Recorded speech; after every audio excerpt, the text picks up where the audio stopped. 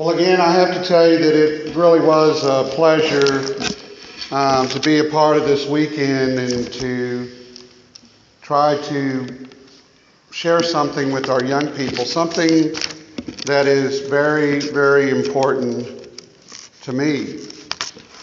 Um, if you don't know this about me yet, this may surprise some. I mean, some of my kids, I hope that they were really surprised when I told them this, but I'm 50 years old, and I know, you're thinking, Marty's thinking, no, he's only 30 years old. Yeah, I'm 50 years old. And I live in a world where most people my age or older don't work with young people. I know some really strong Christian youth or ministers that love working with youth that wouldn't even be given the opportunity to do so because of their age. Some of them, some get to a point where they say, okay, I'm going to move on to a different ministry or whatever.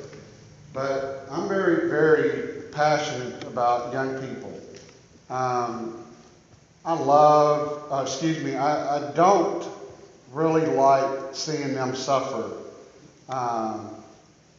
And I've recognized that there's always been bad things in the world, things that are not pleasing, things that might give the impression of a lack of acceptance.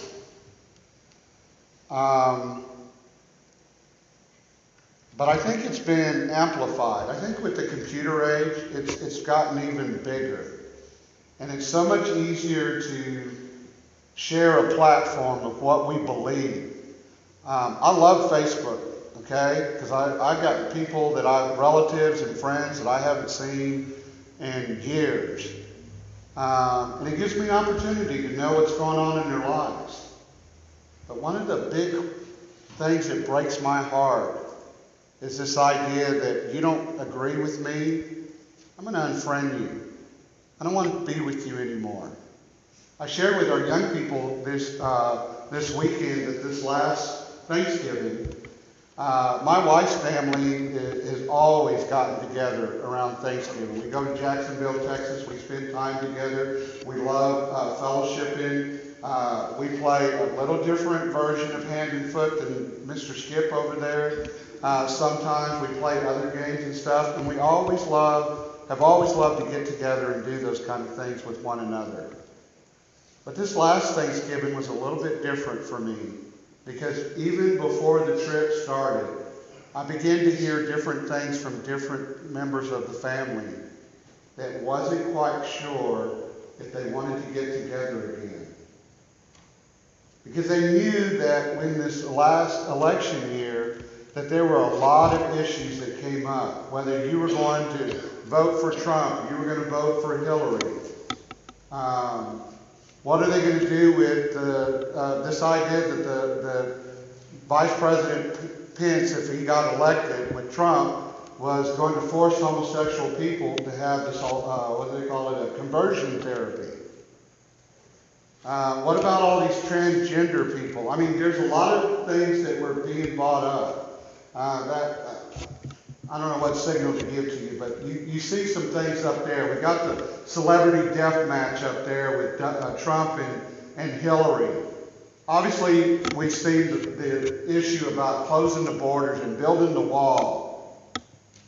Our young people in that first part of that song were sharing some of those arguments, those debates that we have. That second stanza, they turned them around. And I don't know if we realize this in the church, but we've got a reputation as a church, whether it's really what Christians believe or not.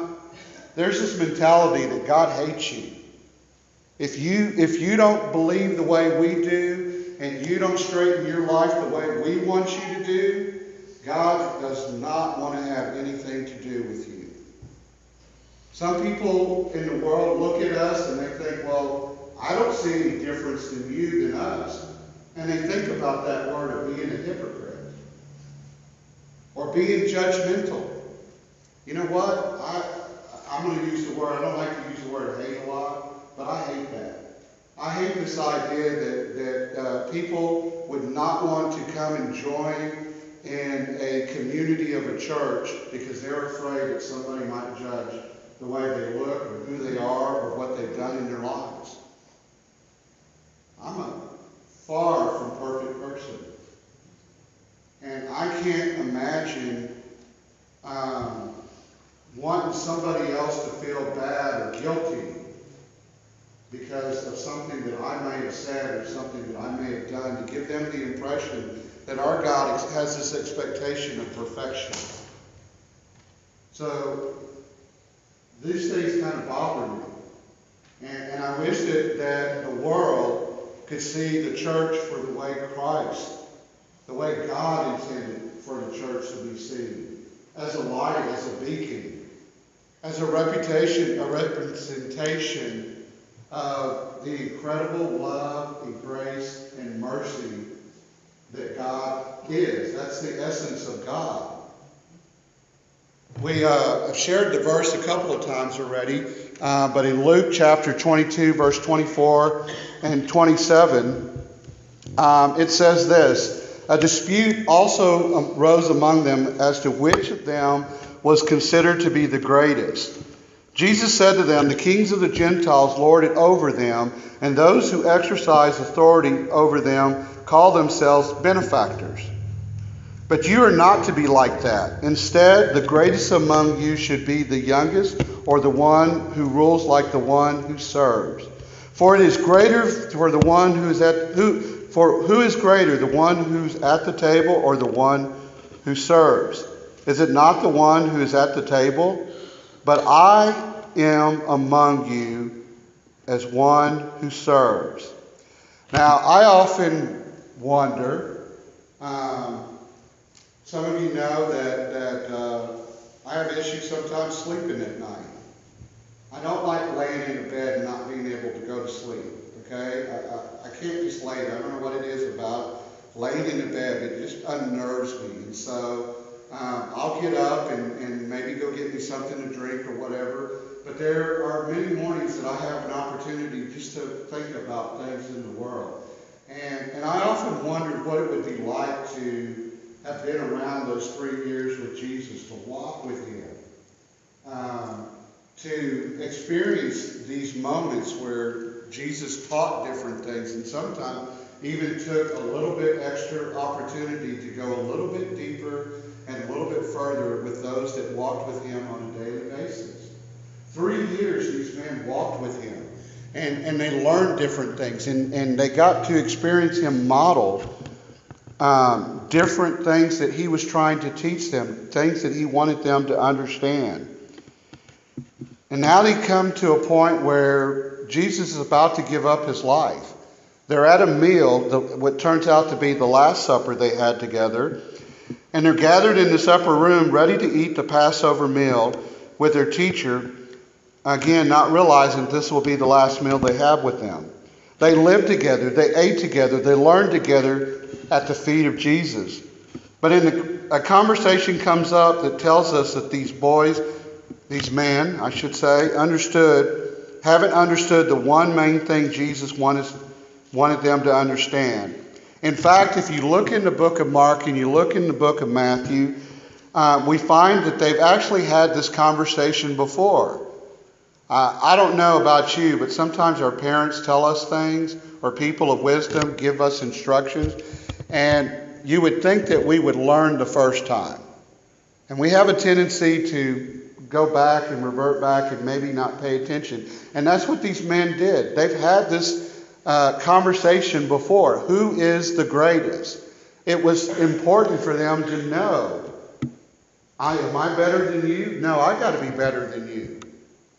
Well, Brandy and I joke about it all the time. Well, Brandy, I've got to be cooler than you. I've got a reputation at school. My reputation is better than you. And we just joke about it. But these men were talking. They've had the conversation before. And now it comes up again. Who is the greatest? And they wanted to know who was the greatest in the kingdom. And Jesus always seemed to have the same response, the same answer. He says, you don't understand. My kingdom is going to be different than the kingdom of this world. I said this a couple of times over this weekend. We need to understand as Christians that there's an expectation that we're not supposed to be like the rest of the world.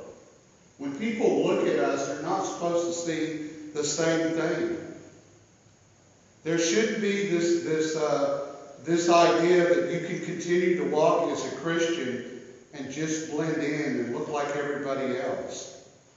We have a command. We have a will of God for us to be a reflection of Him, to speak of His truth.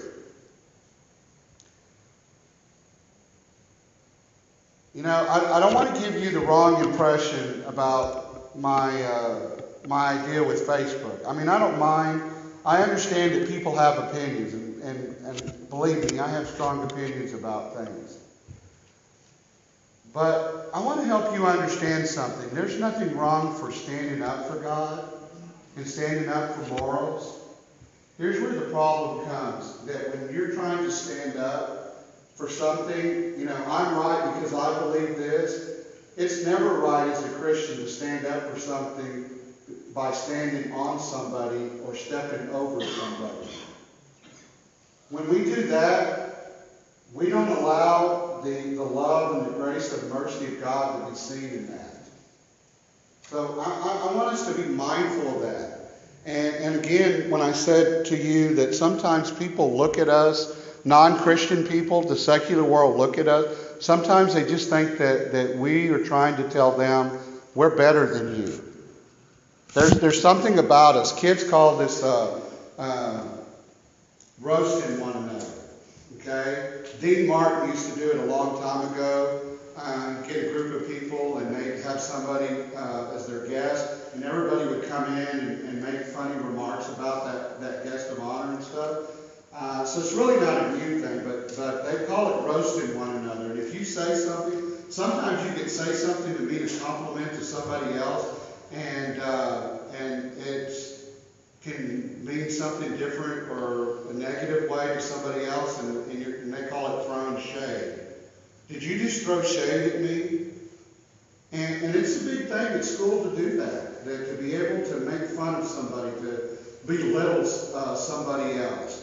To get the upper hand, to have that witty idea to say something to them to make other people feel less than you or them. And that's not what Jesus was about. He was looking for something different.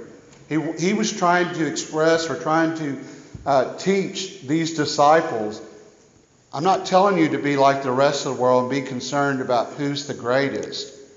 I'm here to show you that my Father's message is to love Him, to love others.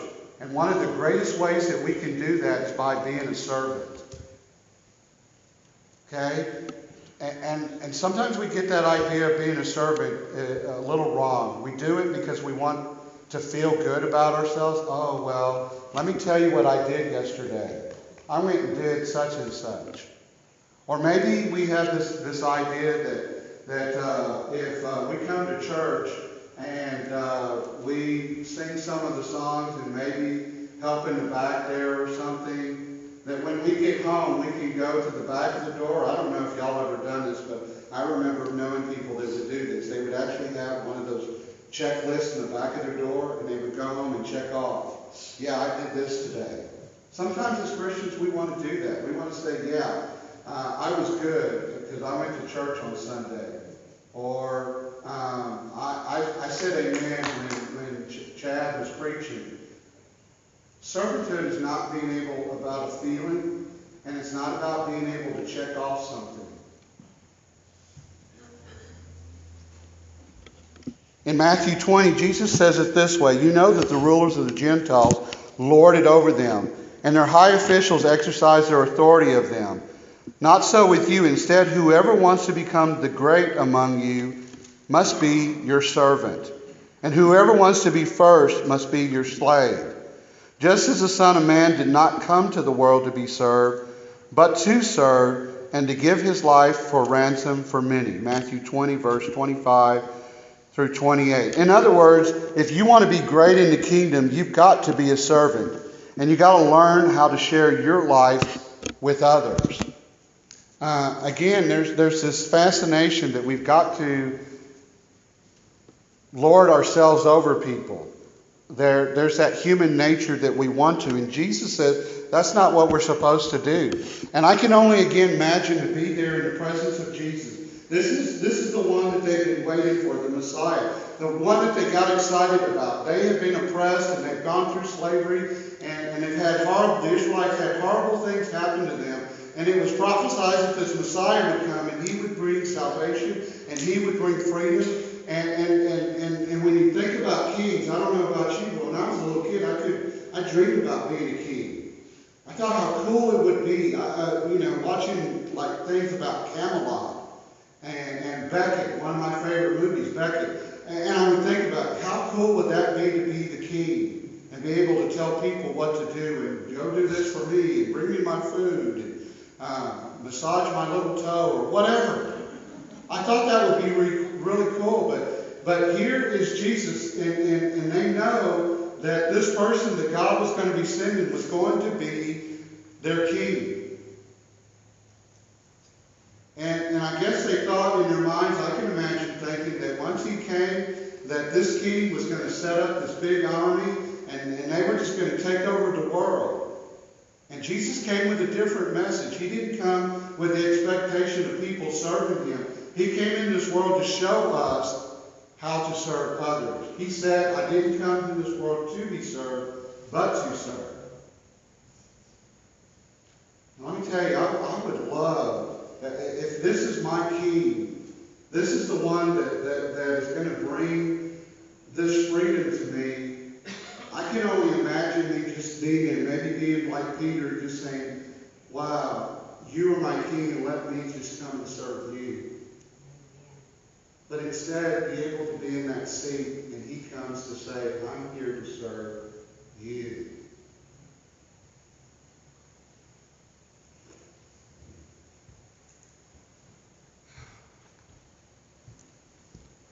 So the first thing I want you to remember that as a Christ-like servant, they share their lives by serving others.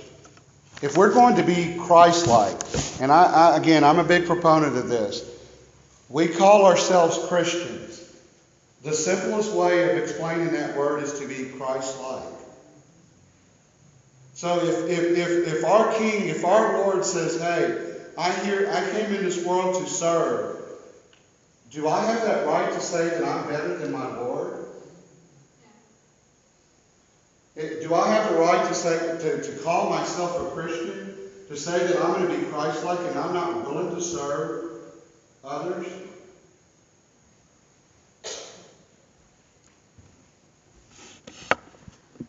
Now, again, go back to Luke 22 and remember what we were talking in that. They were having this meal, and then Jesus, and we're going to have the Lord's Supper later, not planned with the verse here, but I think that's pretty incredible. And in that chapter, it says they took bread, they gave thanks, and they broke it, and he gave it to them, saying, this is my body given for you. Do this in remembrance of me. In the same way, after the supper, he took the cup, said, this is the cup in the new covenant in my blood, which is poured out for you. Luke 22, verse 19 through 20. Eventually, the meal was finished, and they had taken of the bread and the cup, and Jesus left the room. When he came back into the room, what was he carrying? He came back with a towel wrapped around his waist. He was carrying a basin of water, and he proceeded to wash their feet. Now, why in the world would he be doing this? You see, in that time, they didn't have a privilege of being able to wear shoes like that, okay, to cover them. They wore sandals and walked around in the sand and the dirt, and so didn't have the privilege of having some vehicle cart them wherever they needed to go. They pretty much walked everywhere they went. Their feet got dirty, almost as dirty as 7th grade boys, okay? And so it was not the prettiest or the most pleasant experience to be looking at people's feet. So when they would come into somebody's home, they would typically they would wash their own feet.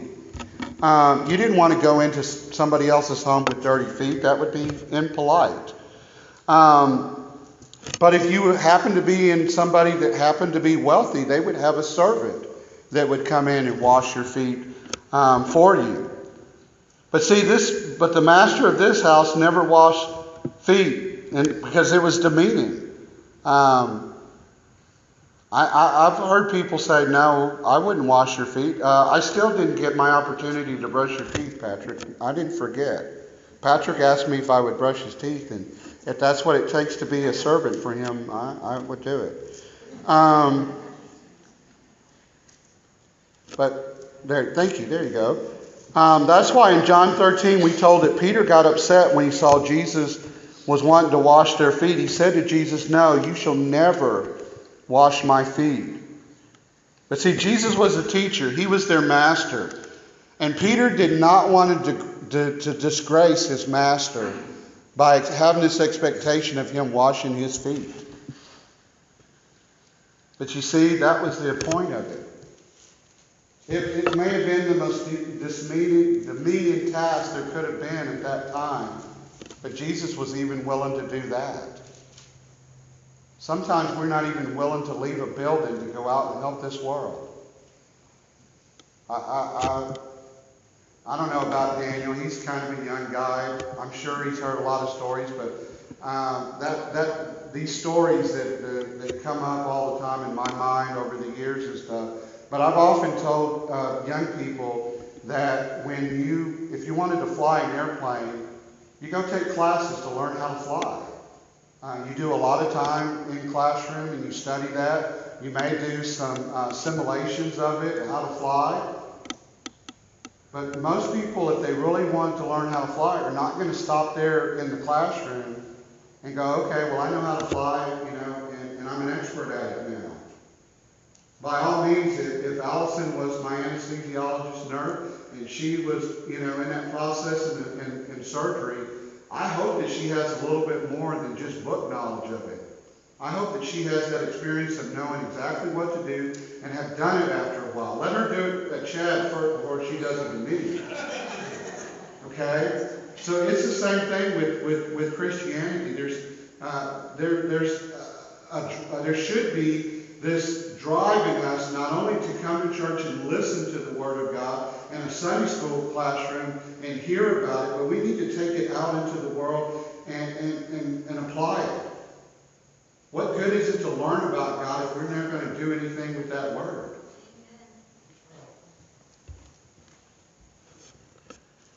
But that was Jesus' point. He was willing to do the most demeaning thing and wash their feet. Number 2, Christ-like servant surrenders everything to serve others. I mean, again, how could that have been that he was washing their feet? These grown men. And this week, yesterday, some of these kids were playing rec and they took off their shoes to, I guess, not get them dirty or whatever. And I was like, man, I would hate to have to wash those feet. And look at those. What's the deal with that toe? Oh, ew, no. Not the greatest thing. But in John 13:14, Jesus said this, "Now I, your Lord and teacher, have washed your feet." He didn't stop right there. He didn't say, "Okay, now it's done. I washed your feet." He went on to say, "Now you also should wash one another's feet." I've given you the example, and now I'm asking you to go out and follow suit and do the same. We watched a video yesterday, and it's been on YouTube and Instagram, if you're familiar with those kind of things. And it starts off with a construction worker, and a kid falls off a skating board, and he helps him. And that kid on the skateboard, in turn, helps somebody else. And it's a thing they call pay forward. I've done something nice for you in hopes that you'll go do something nice for somebody else. Amanda, wherever she is, works at H-E-B, and she talked about somebody paying for somebody else's groceries, taking care of them. my wife is not in here, and I don't remember if I've ever told her this story. But I told the young people yesterday, when I was ready to propose to my wife, I tried to get my friends to talk me out of it. This isn't a good idea, right? And I don't know why, but every one of them, no, you need to do it. And I came up with an excuse. I said, well, I just don't think it's right for me to propose to her, and I don't even have the money to buy a ring for her. And a gentleman a little bit older than me, and a friend of mine says, you know what? I will pay for that ring. I'll give you the money for it. And I, being me, I was like, no, I couldn't ask you to do that. He said, well, let me tell you something. When I was ready to propose to my wife, somebody paid for my wife's ring for me. And he said, all I ask is that you do it for somebody else in the future. So he did it for me. And then my best friend, when he was getting married, I said, let me tell you, I would like to do something for you that was done for me. Passed on. You hear these messages, you hear these things, these examples of what Jesus has done. And the whole reason for that, one of the purposes of that you can pass that on forward to other people, what you have learned. In the Smithsonian, there's a checkerboard. I don't know if you know this, but there are exactly 64 squares on a checkerboard or a chessboard, whichever one you like to play. And in the Smithsonian, on that first square, there's 1 grain of rice. On the second one, there's 2, and then it goes 2, 4, 8, 16, 32, 64, and 128, 256, 512, and it just multiplies. By the time you get to that 64 square, there's just rice overpouring. There's so many grains of rice that there are more than there are people on earth. And so if I come and I share or disciple, or that's a good word, disciple or minister to Daniel and Peyton here, I take these 2 and these 2 in turn go and share with 2 more people. That means that if that's 64 days, in 64 days, if we did that, this whole world, more than this whole world population, would know the Word of God. They would hear that message of love. They would hear that message of salvation. They would hear that message of grace and mercy that God so graciously wants to give us. Sometimes we're just not willing to take the time or to sacrifice the time to do this. When you walk away from your notes, you have to come back and find out where you were. Okay. You see, at this point, they were having the Lord's Supper, and this is later on. It's the template of why we do the Lord's Supper the way we do it. It says Jesus designed communion to be a time when we would come together and eat a meal along with other Christian brothers and sisters. But see, it was meant to be more than just a religious ceremony. I grew up in the Catholic Church. And when I came to college, I was confronted by some protesters, or whatever you want to call it. And I got told I was going to hell. And I said, okay, why? Tell me why I'm going to hell. Because you believe this. And when you go to church, and I told them I was Catholic at the time, when you go to church, you do the same thing every Sunday. You do a lot of kneeling and a lot of standing, and peace be with you, da-da-da-da-da. And I said, really? Where do you go to church at? I love talking with people, by the way. And he told me, and I said, do you have a time where, I don't know, like you welcome the people, and maybe you say a prayer, you sing a couple of songs, take up an offering, maybe sing another couple of songs. Somebody might sing a special for you or something, and then the preacher gets up and preaches, and at the end he invites people to come forward, and then at the end they'll have an invitation, a prayer. It's closing prayer. How often do you do that? You just maybe once a year or something? Oh, no, we do it every week. Oh, wow, that kind of sounds really similar to me. I wonder about that. So it's not about being religious or being habitual about what we do. The next slide there. It's meant to be a reminder that Jesus made himself nothing, and he took on the very nature of a servant and died for us. That's major for me in y'all's vernacular. That's pretty major for me. Somebody loves me enough and wants to serve me enough that he would be willing to die. In Philippians 2:7-8, it says, rather he made himself nothing by taking the very nature of a servant and being made in human likeness. He was up there. He's sitting on the throne with God the Father. And he came in this world to be among us and to live among us. He was a carpenter. Okay, not really high up on the ladder, the social ladder by any means. He lived a simple life of servanthood. Point number 3, Christ-like servants sacrifice life to serve others.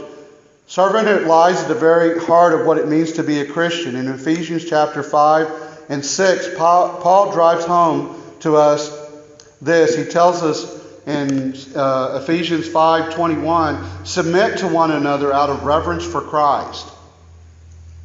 Okay? Stacy, you're a very opinionated man. I'm going to tell you that. I don't know if you knew that. And that's okay. I'm not criticizing that. But I could be that type of person that says, you know what? He gets on my nerves. And he's so opinionated. And I don't want, if I got to do something for him, I don't want to do it. I could say that. But what was that in Scripture where I think Jesus was saying that when I was hungry, you fed me. When I was thirsty, you gave me something to drink. When I was sick, you came and took care of me. If I was in prison, you came to visit me. And they said, whoa, wait a minute, when did I do that? And he said, when you did this, the least of my brothers, you did it for me. So, Stacy, when I look at you, my vision may not only just be in you and trying to serve you, but it's saying that I'm serving Jesus in doing that.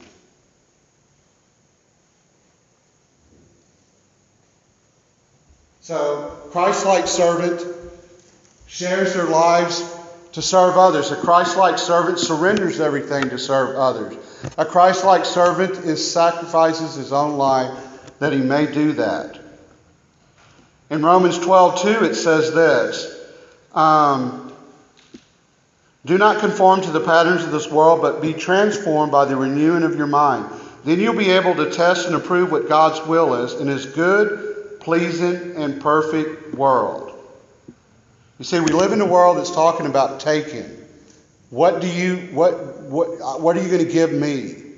Okay? What are you going to provide for me? When I was young, and I know that was a long time ago, there were times that I would speak up against an adult, but usually there was some kind of consequences that went along with that, or eventually came. And I think I'm a quick learner. If I get punished for doing something, more than likely I'm not going to do it again. Okay? Today, I can see young people do something and you start to tell them, hey, that's not right. And they go, excuse me, but you can't talk to me that way. I have rights. We live in a world of entitlement. It's, again, all about us, about you, yourself, me. Jesus never talked about being a Christian, being that way. He always talked about others. We should be someone who serves. I want you to show me Joshua here. I showed this one to the young people last week, I think it was. Joshua I met 20 some odd years ago. And he was in a youth camp, and he happened to be sleeping in my dorm, and I had a young man in my group named Jaso. And Joshua said, I want to have a conversation with you.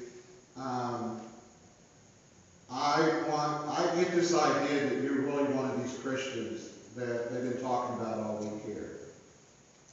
And in the course of their conversation, basically what he said is that he had to come as part of a penalty for some crimes that he committed as a juvenile.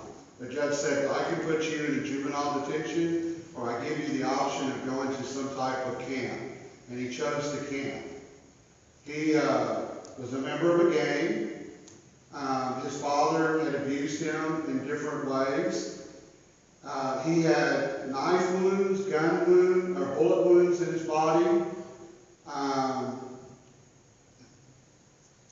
A lot of things I wouldn't want even for an adult. A lot of experiences that he had. He knew nothing about who Jesus was. He didn't know anything about what it meant to be a Christian. And he comes through this environment and talking about Jesus and what it is to be a Christian. And you ought to do this and you ought to do that. And he ended up telling Jason, he said, there's a lot of people around here that are going to these little classes and the worship thing. He said, but you're the only one, the only teenager that seems to be what's in that word.